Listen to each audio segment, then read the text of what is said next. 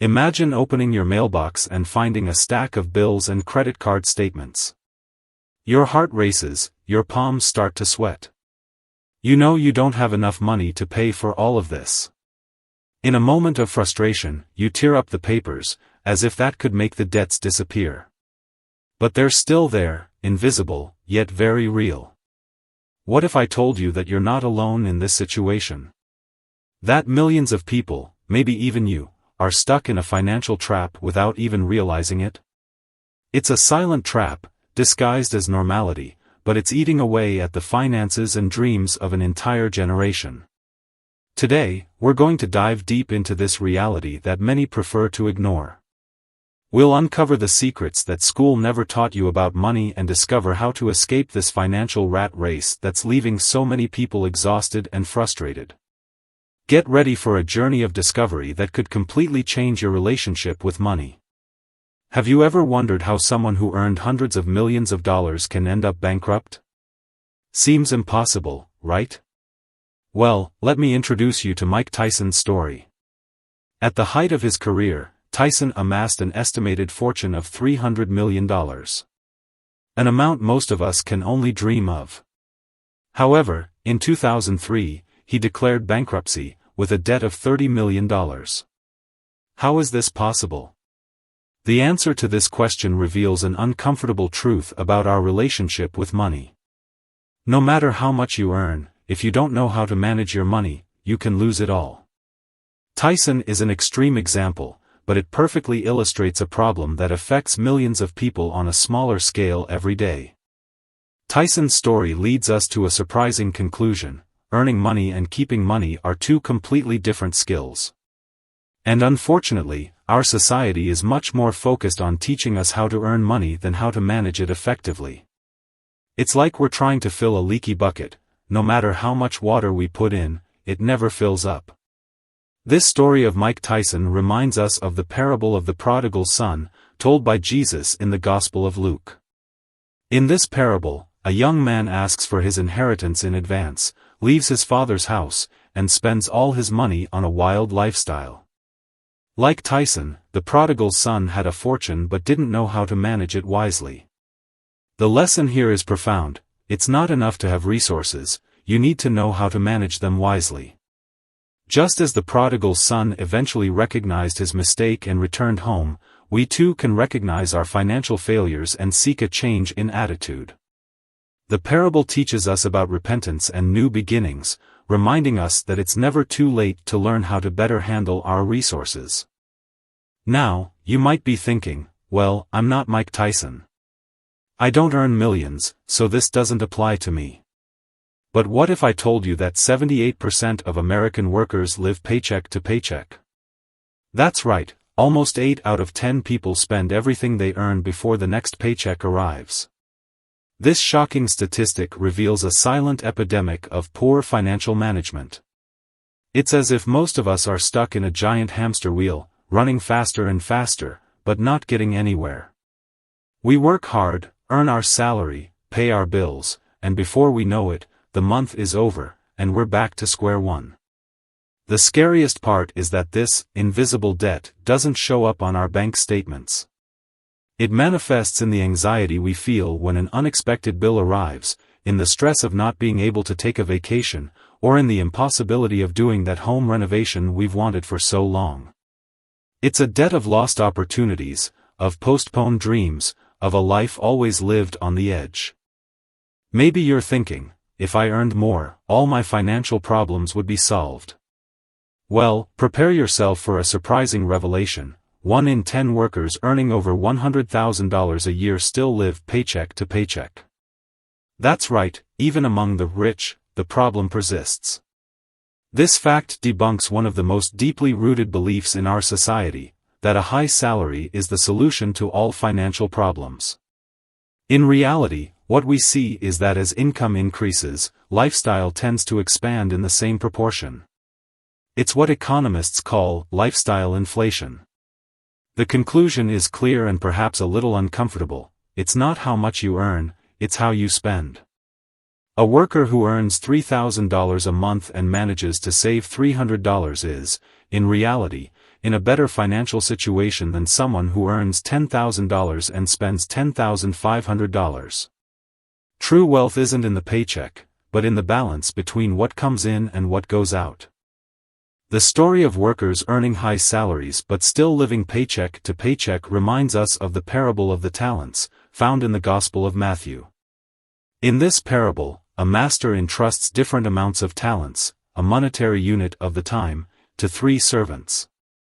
2 of them invest and multiply what they received, while the third merely buries his talent, without making it yield. This parable teaches us that it's not the quantity of resources we have that matters, but what we do with them. Just as the servant who received only 1 talent was criticized for doing nothing with it, those who have high salaries but don't manage them well are wasting an opportunity. The lesson is clear: regardless of how much we earn, we are called to be good stewards of our resources, making them multiply through wise and prudent management. Let's do a little mental experiment. Think about the last time you openly talked about money with friends or family. Did you feel comfortable? For many people, talking about money is almost taboo. There's discomfort, a tension in the air. Why? The answer is deeply rooted in our psychology. From an early age, we're bombarded with contradictory messages about money. Money doesn't bring happiness, they say, but at the same time, we're constantly exposed to images of successful people flaunting wealth. This dissonance creates a complicated relationship with money.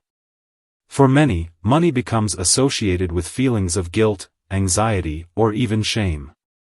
It's time to demystify: money, in itself, is neither good nor bad. It's simply a tool, a medium of exchange that represents value. Just as a hammer can be used to build a house or destroy one, money can be used to create or to harm. The issue isn't money itself, but our relationship with it. It's time to rethink this relationship, to face money not as a taboo, but as a natural and important part of our lives. Now, let's introduce a simple but powerful equation: production, consumption equals real wealth. This formula, in its simplicity, captures the essence of what it really means to create wealth. It's not just about how much money comes into your account, but the difference between the value you produce and the value you consume. Let's think about practical examples. A doctor who saves lives, a teacher who educates the next generation, an entrepreneur who creates jobs, they're all producing value for society. But value production doesn't have to be grandiose. It can be the artisan who creates unique pieces, the writer who shares inspiring stories, or even the employee who finds a more efficient way to perform their tasks at work. Here's the challenge for you: how can you produce more value? I'm not necessarily talking about working more hours, but finding ways to increase the positive impact you have on the world around you. It can be through your work, a hobby, or volunteering. When you focus on producing more value than you consume, you not only improve your financial situation but also find a deeper sense of purpose and satisfaction. The real wealth formula: production, consumption equals real wealth, reminds us of the parable of the Good Samaritan. In this story, a man is attacked by thieves and left by the roadside. Several pass by him without helping, until a Samaritan stops, tends to his wounds, and pays for his lodging at an inn. The Good Samaritan is a perfect example of someone who produced more value than he consumed. He not only gave of his time and resources but created a significant positive impact on someone else's life. This parable teaches us that true wealth isn't just in what we accumulate for ourselves, but in the value we generate for others and for society as a whole. Now that we understand the fundamental principles, let's talk about practical strategies to escape the financial trap. A simple and effective approach is the 3-bucket method. Imagine that all the money you earn is divided into 3 buckets: needs, wants, and future. The needs bucket is for essential expenses: housing, food, transportation, health. The wants bucket is for those things that make life more enjoyable: a dinner out, a new book, a trip. The future bucket is for savings and investments. The key is to decide in advance how much goes into each bucket and stick to it. Let's do a practical demonstration. Let's say you earn $3,000 a month. You could allocate 60%, $1,800, for needs, 30%, $900, for wants, and 10%, $300, for the future. These percentages may vary according to your situation, but the important thing is to have a plan. And don't forget the emergency fund. Try to accumulate at least 3 to 6 months of expenses in a separate account. This will give you peace of mind and prevent unforeseen events from destroying your financial planning. Speaking of financial planning, I have great news for you. I've developed special content to help you put everything we're discussing here into practice. It's a complete package with a detailed spreadsheet and an ebook full of practical tips for you to transform your financial life. This spreadsheet will help you implement the 3-bucket method easily and efficiently, while the ebook provides step-by-step guidance for you to create and maintain healthy financial habits. It's the perfect tool for those who want to get out of the rat race and start building true financial freedom. And the best part? You can access this content right now. The download link is pinned in the first comment of this video. Don't miss this opportunity to take the first step towards your financial independence. Download now, start using it today, and tell me in the comments how it's transforming your relationship with money.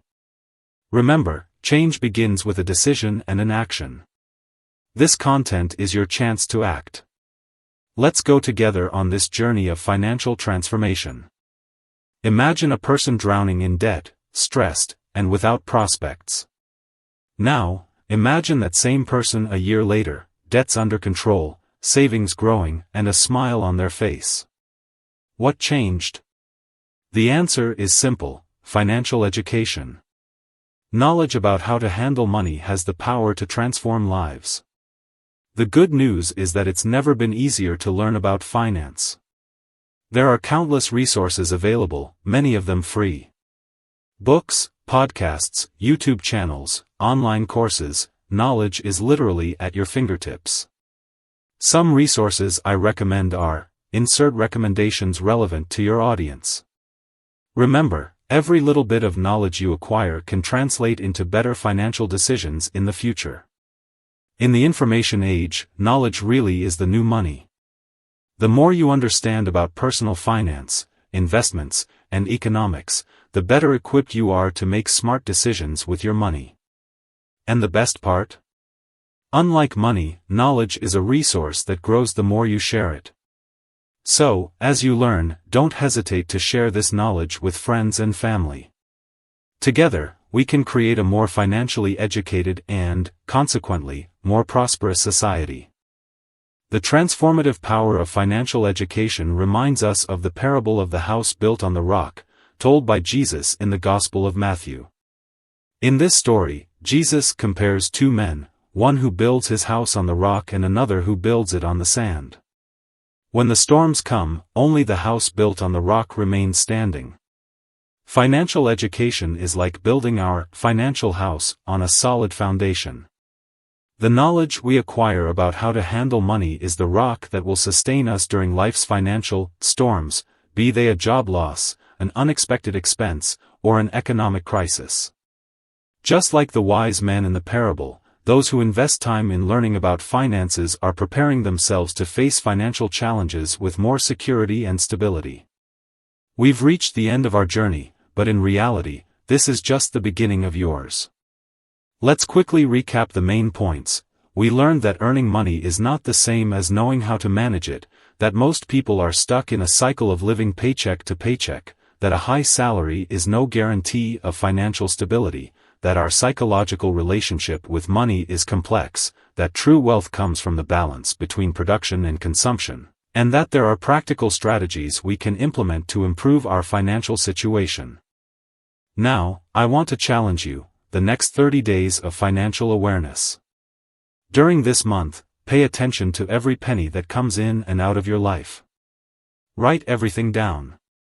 Use the 3-bucket method. Dedicate at least 15 minutes a day to learning something new about finance. At the end of these 30 days, I guarantee you'll have a completely new perspective on your relationship with money. Finally, remember, real change happens when we move from knowledge to action. If this video impacted you in any way, don't let that feeling dissipate. Take action right now, no matter how small. And if you found this content valuable, please give it a like, comment, and share it with someone who might benefit from this information. Together, we can break the cycle of the financial trap and build a future of prosperity and financial freedom. Thank you for watching, and see you in the next video.